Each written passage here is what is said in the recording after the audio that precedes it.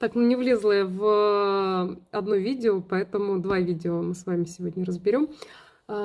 Разбирали в прошлый раз дифференциальную диагностику фибрильных судорог, но хочется еще успокоить родителей молодых в том, что в основном чаще всего причиной фибрильных судорог является не инфекция, не какие-то патологии, а обычная незрелость нервной системы, и с возрастом это все уходит, то есть это не диагноз эпилепсии, бояться их не стоит, показаться врачу надо.